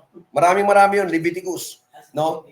Dapat ano natin lahat 'yun, i-obey. Pero ang tanong, kaya ba nating i-obey? Sabi kasi ni Apostle Paul sa Galatians, so let's go to Galatians chapter 3. Galatians chapter 3. Sabi niya rito, verse 10. Una sa verse 1, sabi niya rito, O foolish Galatians, who has bewitched you that you should not obey the truth, before whose eyes Jesus Christ was clearly portrayed among you as crucified. This only I want to learn from you. Did you receive the Spirit by the works of the law or by the hearing of faith? Look at verse 10. So in-explain yan. Verse 10. For as many as are the works of the law are what? Under curse. For it is written, curses everyone who does not continue in all things which are written in the book of the law to do them. But that no one is justified by the law in the sight of God is evident, for the just shall live by faith. So maliwanag yun doon na yung mga law, if we will not continue with the law, then we are under curse. Maliwanag, di ba? Kaya nga, we no longer obey or we no longer follow the ceremonial laws. Yun yung problema rin ng yung mga tao sa Hebrews. Kasi nga, remember, they are Christians, but they are Jewish Christians. But they believe that faith in the Lord Jesus Christ alone is not enough. So they need to follow the law. Kaya sinulatan din sila sa Hebrews. Sabi ng ibang commentator, the writer is Apollos, kasi he's an eloquent preacher and known also. But most of the time they say it's Apostle Paul. Whoever the writer is, kasi nga walang nakalagay kung anong date yung writing. Kasi si Apostle Paul mga 64, 65, 66 AD. Wala na. Si Peter kasi mga 67, 68 AD, namatay na rin. No? If you will try to look at that, pwedeng sinulat to ni sinulat to ni Apollos, pwedeng ganon, na si Apostle Paul naman ang nag-dictate. So ang tawag doon ay amanuensis or secretary. So si Apollos ay pwedeng personal secretary ni Apostle Paul, siya ay nagsulat, pero si Apostle Paul yung nagbigay. So may mga ganong theory, may mga ganong commentary, but whoever the writer is, whether Paul or Apollos, it is part of the inspired word of God because they have seen how it really helps a person. So how the writer was able to defend the supremacy or the superiority or the preeminence of the Lord Jesus Christ. So yun mahalaga dun. Okay? So for us, we need to understand everything. We need to learn these things. Although, yun nga, yung sa Hebrews na yun, malaki talaga ang problema ng maraming mananampalataya. Sabi ni Apostle Paul, there's a danger, the writer, there's a danger for you to claim to be a follower of the Lord Jesus Christ and yet there's no change in your life.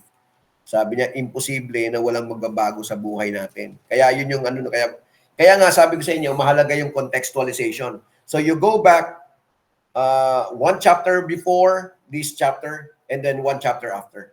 So the writer was simply explaining there is a problem when you don't progress. When you claim to be a Christian and yet you regress.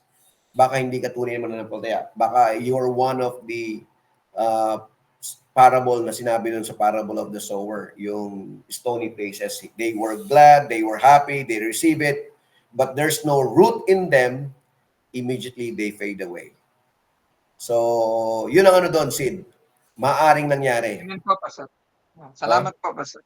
Okay. So, may tanong pa? So, on Thursday, we will study the word study method. So, we will go to the word study method. Na madali lang naman ang di ba? Ang devotion, madali lang ang devotion. So, we will go to word study and then topical and then we will go to our expository, which I like most. So, actually, yung sinasabi ko nga ngayon, no, contextualization, it's part of the expository. We need to know the preceding verses and the succeeding verses. No. Tandaan natin maigi, in the original, there's no chapter. There's no verses. It's just one. So, isang sulat lang lahat. No, it was just subdivided by those translators. Ang tawag diyan, yung mga versions. Saka lang nagkaroon ng tinatawag nating chapter, verses, but the original has none. Kahit yung mga kinopya, mga copies, yung Codex A, Codex B, Codex C, Codex Sinaiticus, Codex Vaticanus, no, Alexandrian, Masoretic text, lahat 'yan, no, they have no chapters. They have no verses.